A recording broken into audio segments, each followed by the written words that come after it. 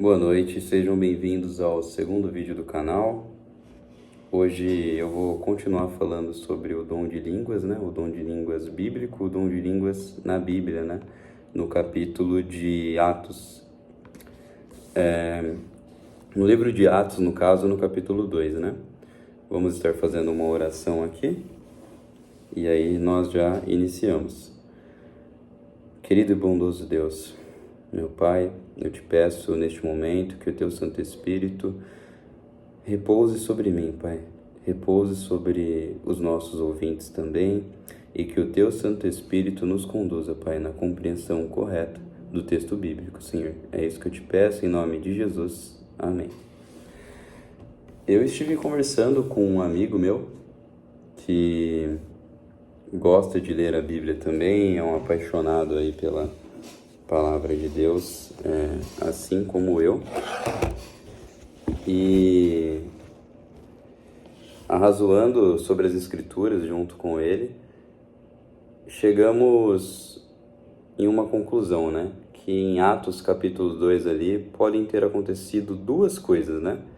Então nós temos duas hipóteses para o capítulo 2 de Atos. Estou caçando aqui uma posição ainda para o celular, mas não estou achando uma posição que vai favorecer.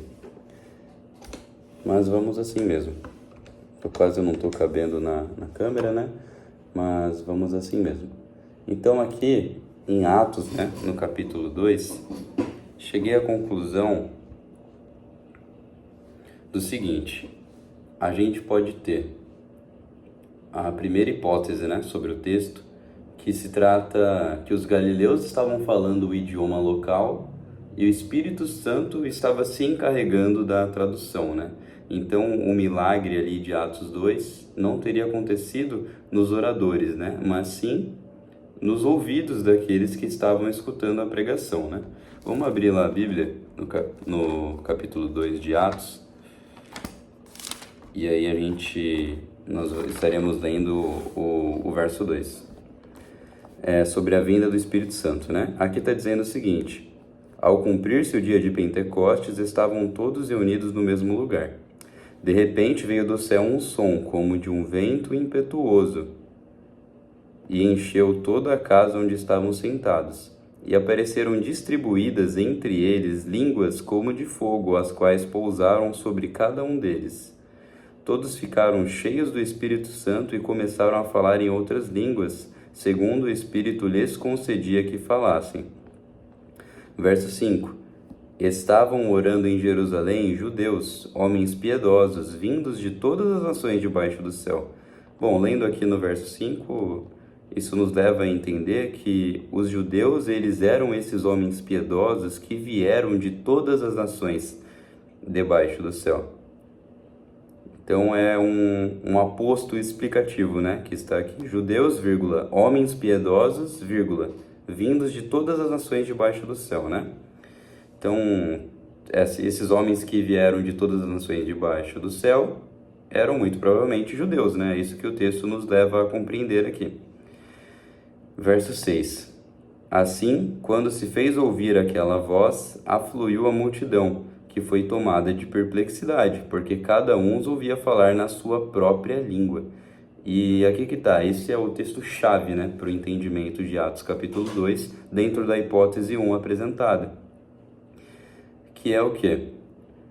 Aqui no verso 6 está dizendo o seguinte: quando se fez ouvir aquela voz, afluiu a multidão, que foi tomada de perplexidade, porque cada um os ouvia falar na sua própria língua. Então, vamos parar para pensar. Existem diversas pessoas dentro de uma casa, dentro de um lugar, né? E então, todas essas pessoas vão escutar os oradores, né? Que eu não sei quantos são, a Bíblia não fala quantas pessoas estavam falando, mas quem estivesse falando dentro dessa casa seria compreendido no idioma materno, ou seja, na língua materna de todos aqueles que ali estavam. Então é mais fácil da gente compreender esse texto se a gente entender que o milagre aqui em Atos 2 está sendo realizado no ouvido, né, de cada pessoa. Então assim, vamos pensar que eu estou dentro de uma casa. Aí junto comigo tem uma pessoa que fala espanhol, tem outra pessoa que fala inglês, tem outra pessoa que fala japonês, tem uma pessoa que fala alemão, enfim. E o que vai acontecer é o seguinte, a pessoa que está falando no idioma nativo dela. Mas todas as pessoas ali que falam diferentes idiomas, uma fala português, uma fala alemão, outra fala inglês, outra fala espanhol, vai escutar falando no seu próprio idioma materno. Então essa é a hipótese 1, né? É uma das formas da gente entender Atos capítulo 2, né?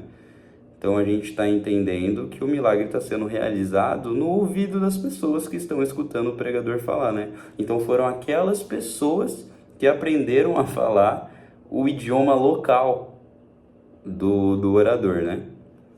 Essa é uma das hipóteses, né? Agora, a segunda hipótese é que os galileus falaram um pouco em cada idioma para cada pessoa de cada nacionalidade. E nessa hipótese parece que fica algo mais bagunçado, né? Então, a gente teria que imaginar uma grande casa e dentro dessa casa a gente tem que imaginar, por exemplo, um grupo de 5 pessoas que fala espanhol, um grupo de 5 pessoas que fala inglês, um grupo de 5 pessoas que fala português, e daí eu aqui sou um orador que recebi o dom de línguas para falar alemão, então eu vou ficar com um grupo daqui que está falando alemão. Aí tem um colega meu que, assim, não fala português, fala outro idioma e recebeu o dom de línguas para falar inglês. Então ele vai ficar com esse grupo daqui, que é o grupo que que entende inglês, né? E outro colega meu recebeu o dom de línguas e vai falar para aquele grupo ali, porque aquele grupo fala outra língua, né? Essa é a segunda hipótese, né? De que os galileus, eles falaram um pouco ali para cada grupo, em cada idioma que aquela nacionalidade compreendia, né? A gente pode ter essas duas hipóteses para o texto bíblico, né? O que eu acredito que faz mais sentido, tendo em vista que estavam todas as pessoas ali reunidas numa mesma casa, né? E aqui vai dizer o seguinte: quando se fez ouvir aquela voz, afluiu a multidão, que foi tomada de perplexidade, porque cada um os ouvia falar na sua própria língua. Isso dá a entender o quê? Que são os oradores, né, que estavam falando na língua materna deles, né? Porque aqui está dizendo que cada uma das pessoas que estava ouvindo a pregação escutava a pregação ser feita no seu próprio idioma, na sua própria língua. E assim, eu acredito que a pessoa que recebesse o dom de línguas, ela perceberia que ela está escutando um outro idioma, né? Ela até poderia pensar, eu estou entendendo como se fosse o meu idioma materno, né? Mas aqui o texto, o Lucas não retratou isso, né? Não relatou isso. Ele não escreveu assim, a multidão foi tomada de perplexidade porque cada um os ouvia falar como se fosse na sua própria língua materna. Ele não falou isso, ele falou que cada um os ouvia falar na sua própria língua. Então, o que eu consigo entender disso é que realmente o dom de línguas foi dado sobre o pregador para que o pregador falasse no idioma local, né, na língua materna, no caso, de cada uma daquelas pessoas, de cada um daqueles grupos que estavam dentro daquela casa, né? Então, como que isso seria manifestado, né, nos dias de hoje? Seria eu, por exemplo, que falo apenas português, eu não falo outro idioma, eu vou, sei lá, aqui para o Paraguai, e no Paraguai, aqui vizinho do Brasil, o dom de línguas vai ser manifestado em mim e eu vou pregar o evangelho para aqueles que falam espanhol, né? É o que faz sentido de acordo com Atos capítulo 2. Mas eu não descarto a primeira hipótese, né? A primeira hipótese de que os galileus estavam ali falando o idioma local, que eu acredito ser na época o aramaico, e aí o Espírito Santo se encarregava da tradução, né? Dentro do ouvido de cada um. Essa é uma outra hipótese, né? A primeira hipótese, no caso, que eu apresentei. Mas para mim faz mais sentido a segunda, justamente por conta do texto bíblico, né? Que o texto bíblico diz que cada um deles estavam perplexos, né? A multidão foi tomada de perplexidade porque cada um os ouvia falar na sua própria língua. Então, mesmo que eu passasse a entender um outro idioma agora, vamos supor que eu fosse o ouvinte e viesse uma pessoa pregar em japonês para mim e eu passasse a entender japonês. Eu iria ficar perplexo porque eu estaria entendendo japonês, mas quando eu fosse relatar isso, eu não iria relatar que eu estava escutando o cara falar, né, o pregador falar na minha própria língua materna, né? Porque eu só poderia falar isso se ele estivesse falando português, né? Então, eu enxergo que o que aconteceu aqui em Atos capítulo 2 foi a segunda hipótese que eu apresentei, né? Que quem estava ministrando ali a palavra naquele local recebeu o Espírito Santo e estava falando para um grupo de pessoas que entende aramaico, por exemplo, e aí tinha um outro ministrador, um outro pregador que recebeu o dom de línguas e estava ministrando em hebraico para um grupo que só entendia hebraico, enfim. É nisso que eu consigo entender lendo aqui o texto de Atos, capítulo 2. Fiz um corte aqui no vídeo, né? E estive lendo mais à frente de Atos, capítulo 2, do verso 1 ao 13. Finalizei, né? A leitura aqui de Atos, capítulo 2, então li do verso 14 ao verso 47.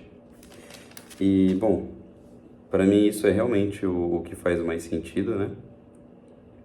E é muito interessante que lá no verso 13, que nós lemos no vídeo passado, onde tinha algumas pessoas zombando, né, e diziam que as pessoas estavam bêbadas, muito provavelmente essas pessoas que estavam zombando, dizendo que